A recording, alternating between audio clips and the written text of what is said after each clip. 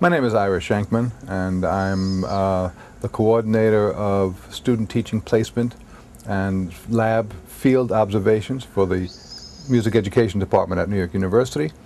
I also coordinate the choral program at NYU, and I conduct the jazz choir at New York University. I've come to NYU after many years as an educator in the New York City Department of Education. My last full-time job at the DOE was principal of a performing arts high school in Manhattan by the name of Talent Unlimited. A very, very special school, very special kids, and it was a wonderful, wonderful program. I am a musician, I'm an educator, and I believe that the two can get along very, very well. I believe it's so important for students to be able to have the chance to achieve both academically and creatively. And our motto, interestingly enough, at Talent Unlimited was, "It ain't just singing and dancing." And they did sing and dance, and they sang and danced very well, but we knew that the academics were a very, very important part. I should say the other academics, because the arts are just as academic as any other subject students have to take. So that was my field as a principal in education. I grew up in a family of not really musicians. My mother played piano and played very well, actually. My father aspired to it, but after taking a few lessons, he gave up. Although he could tap dance, and he taught me the time steps, and so that was a lot of fun in terms of my growing up.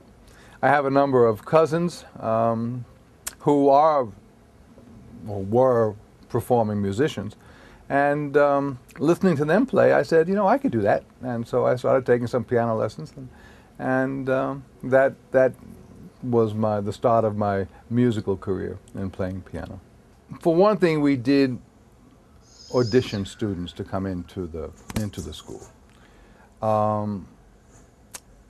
Students had to show an ability to either sing, dance, play an instrument, and then they got a concentration of 2 to 3 periods of arts education a day, in addition to the 5 other academic subjects that they had.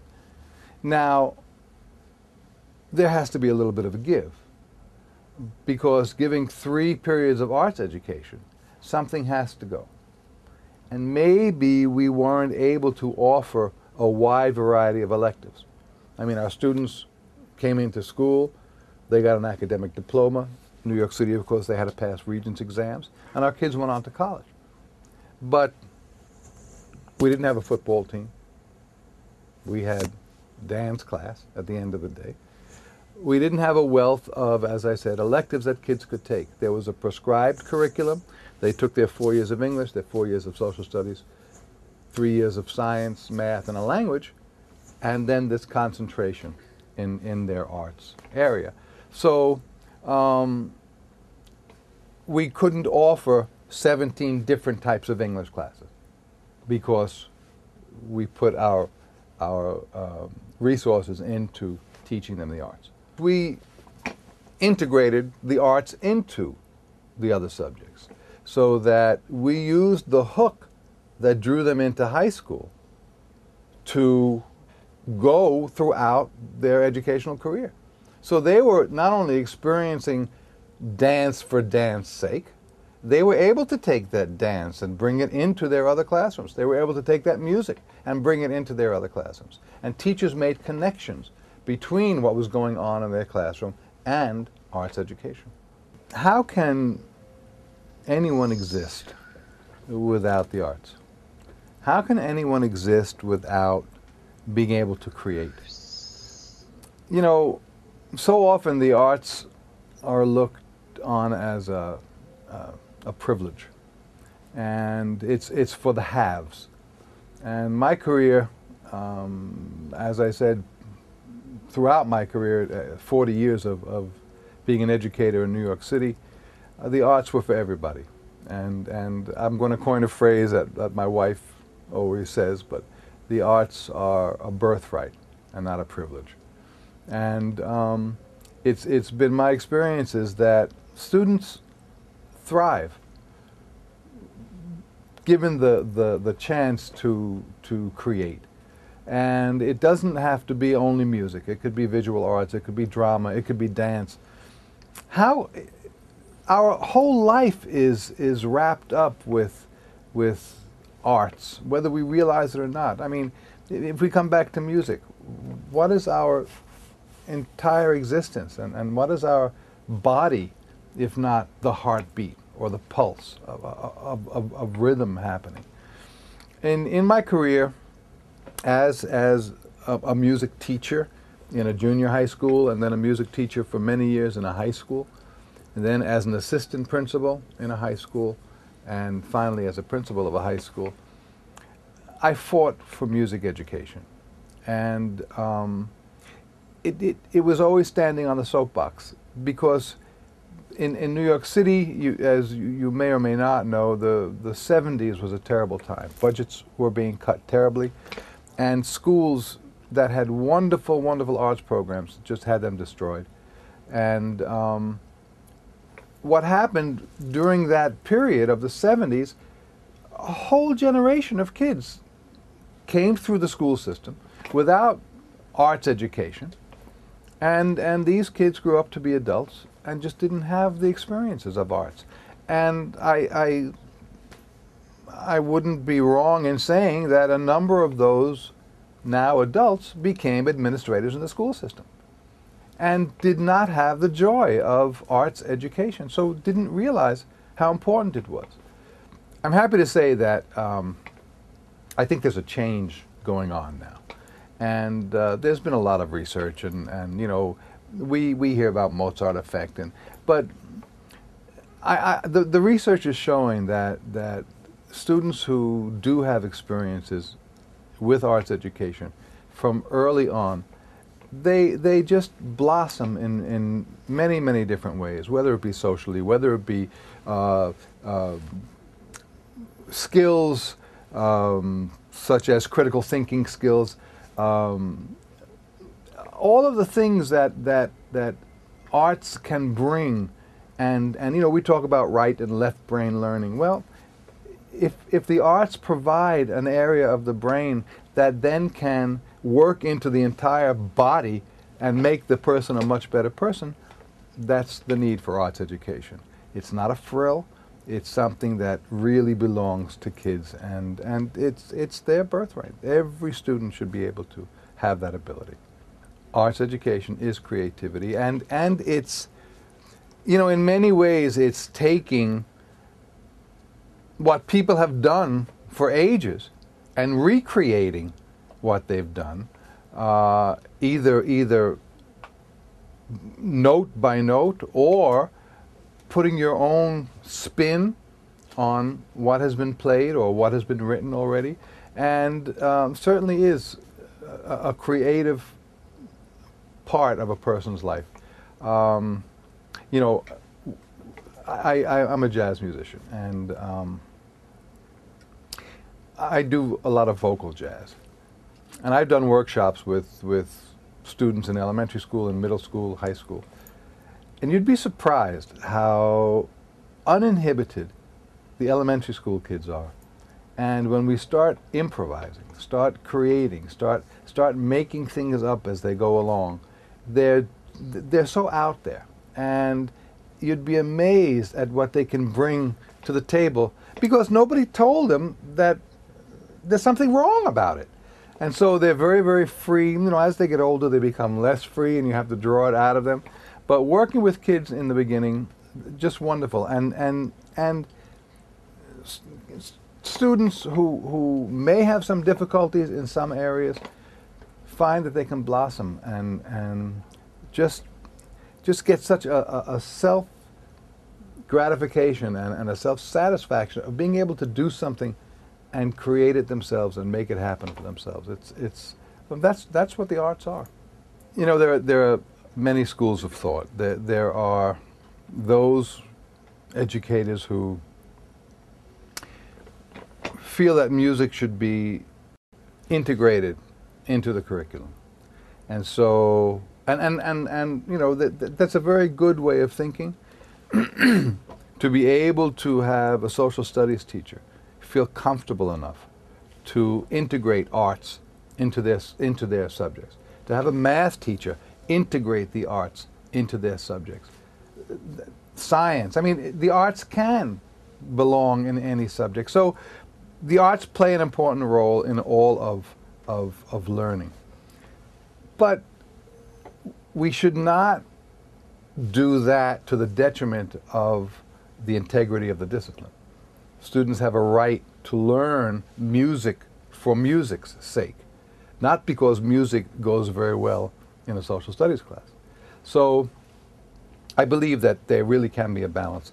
I believe that students should be able to have arts education as a discipline, to be able to develop the self, and then certainly bring it into the other areas of the curriculum to make the curriculum much, much fuller and to experience all that a curriculum has to offer.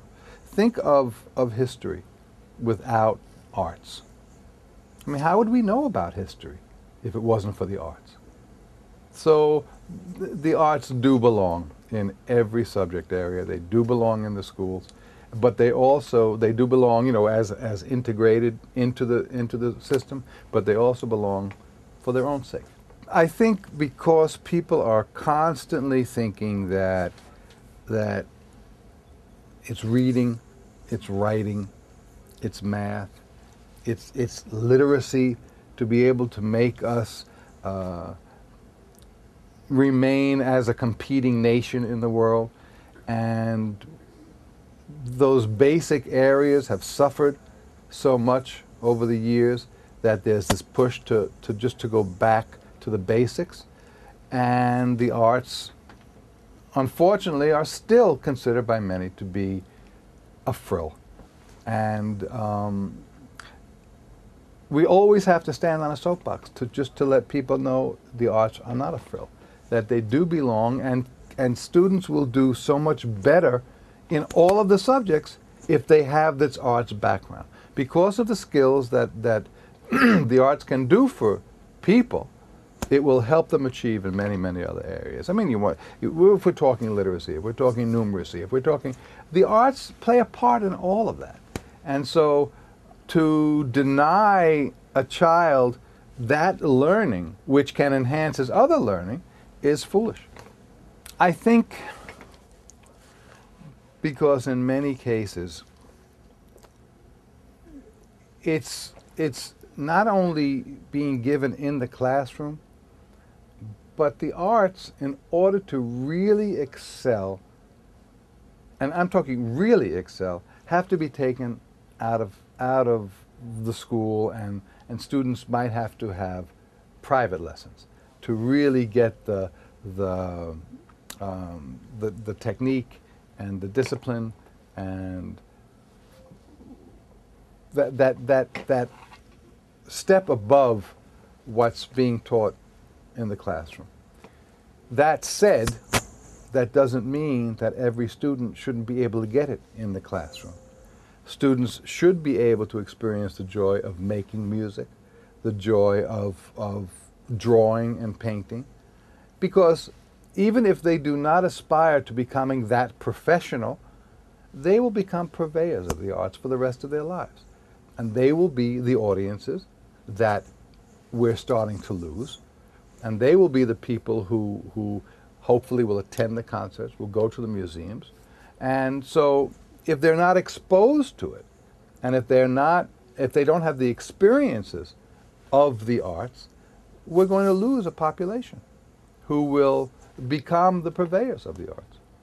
I don't want to get into a discussion of politics, and I don't want to get into discussion of funding and money, but it always boils down to that. It's people who are in positions of power who many times are the haves and don't have to worry that their children will or will not get an arts education in the public schools, because they have the availability to take it out of the school and do private study with them. So they're not looking at the big picture. They're not looking at the students who don't have those opportunities. And I think that's where the problems lie. We always fought for arts education for everybody. And we still are fighting. We're still on the soapbox. Everybody should have the ability to have the arts education. If you can't afford it on a private basis, then the schools have to do that for us. The schools are doing so much for kids as it is. They have to also do this piece. And people in power have to realize that everything costs money. And so rather than cutting back on education, you have to allow for all of the education that the kids need to happen. And that, that will cost money. It has been proven that students, children, teenagers who have had these arts experiences do better in all of their subjects, because it makes them a well-rounded person, and they can use the learning in the arts to transfer into other areas of the discipline.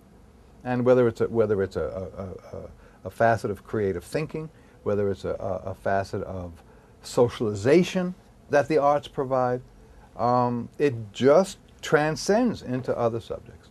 And so there is this correlation that kids who take arts education or have had the exposure and the experience, it transfers into other areas and allows them to do better in schools. The arts feed the soul. And to be able to be moved by a piece of music, to be able to be moved by a play, to be moved by a work of art. People who don't experience that and have not had that experience are missing something in their lives. And I don't know if it's going to make them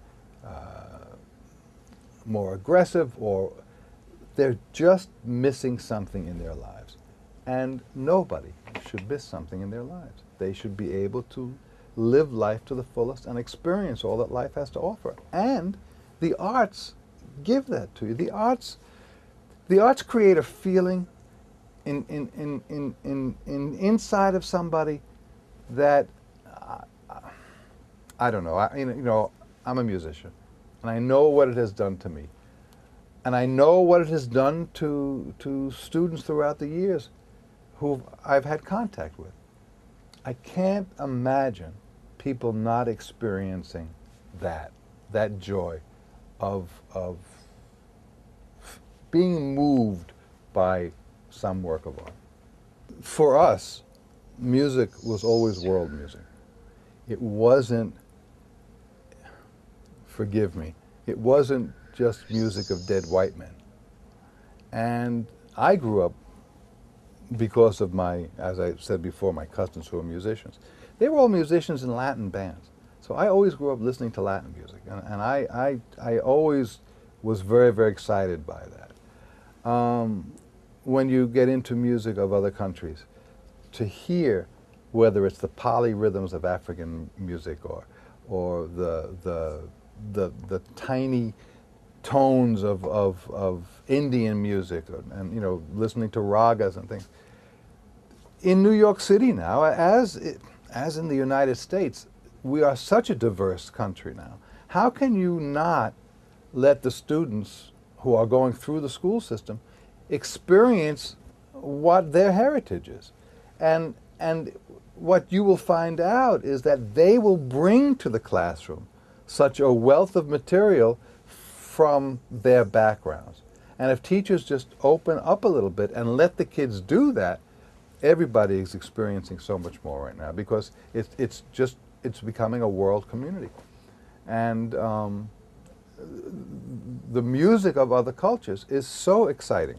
And you talk about a feeling of self-worth. You have a child who may be newly, has newly come into the country and may not speak English too well. But let them present something of their heritage and have the pride of that presentation. And look what that's going to do to that child. You talk about the typical American music, which is jazz. That's certainly an American tradition. Granted, it was a mixture of other cultures, but it grew up here, and it blossomed here. Sure, as soon as the blossoming happened, it went out to other countries, but we have a typical American music in jazz, and we also have some very, very fine American composers. And I don't care if we're talking about composers, like Charles Ives, who were in one genre, or some very, very wonderful Tin Pan Alley people, like the Gershwins and the Porters and the Kerns. All of that is American music. And so there is a tradition. In the big urban areas, I'd say no. I can't talk for the rest of the country. I would hope that they wouldn't be. It's really a question of exposure, and it's a question of how you've grown up. What is your community like? What experiences have you had with people? There was a very interesting article in this month's Smithsonian magazine about a teacher. A teacher who did an experiment with her kids. The whole thing was based on diversity. And she started this experiment right after Martin Luther King was shot with a group of elementary school children. And the experiment was a little controversial, where she took a population of children and based on the colors of their eyes, she segregated them and told the rest of the class that because of their eye color, they weren't as good as anybody else. And so, and it was fairly controversial. Actually, it wasn't that controversial when it happened, but then she went on national TV and suddenly the whole thing blew up, and the town that she came from, they were looked at as racist and everything. So it was that type of thing that got to me, because in reading the article, and they started talking to these kids after they had grown up, and one of the now adults said, well, I never saw a person of color until I was 20 years old. So that's what it comes down to in terms of community. What kind of exposure have people had to diversity? And the more diverse the populations, I think the more accepting and the more understanding people are of each other. So I know that for me, the passion is still there. The passion to teach, the passion to bring people from a point where they have been to a much higher point that they never could have achieved without our relationships. If we can get that passion into the students now, to let them go out, because it's time to pass the baton to other people. And if we can instill in them the love of the discipline that we've had and the joy that the discipline has brought us throughout these years, and then let them go out and reach whole new populations of kids, then we're doing that job. And I think that, the experiences that I've had as an educator, in good times and bad times, can inform kids and let them know that no matter what happens, you never give up. If you believe in something, you promote it and you push it, because you're going to affect people. and you're going to affect people in very, very profound ways. And it's that reason I became an educator. It's that reason I continue to be an educator. And it's that reason that I'm hoping the people we come in contact with here will go out and do the same thing that we've been doing for these years. People who become musicians because there's this need to perform and create and have that joy of being able to do something. You're right. I mean, I can't tell you how many years I would go into school. I would finish school at 3:30. I'd run to my piano teaching job for about 3 hours or 4 hours, and then I'd go out and do a gig at night and until 2 in the morning, and then come back at 7 and start teaching again. Yeah, the math teachers who may not be musicians may not have that. Oh, but you also may be surprised. They may be the musicians doing the gigs while they're still teaching math. But there was, I guess, the need and the joy that it gave us. You know, you talk about applause. Performance was always a part of my life, and I just, whether it was playing in a trio, whether it was conducting a choir, whether it was leading the chorus in school, it's still performance. And we as musician educators were really lucky because we had the best of both worlds. We were able to perform our craft with our students and give them the skills to help them perform their craft, and still get the joy of personal performance when it was outside of school. There came a time, and certainly when I went into administration, where I had to cut back because the administrative aspect of it, although I have to share that whether it was the assistant principal and the principal, I always taught. As a principal, I still taught 2 classes because I felt it was very, very important never to lose contact with kids and still be in the classroom with kids. So I couldn't go out and do the club anymore, so I had to cut back on that. But I think that we are very, very lucky because we have the best of both worlds. And it's something that all music teachers are able to do, educate and still perform.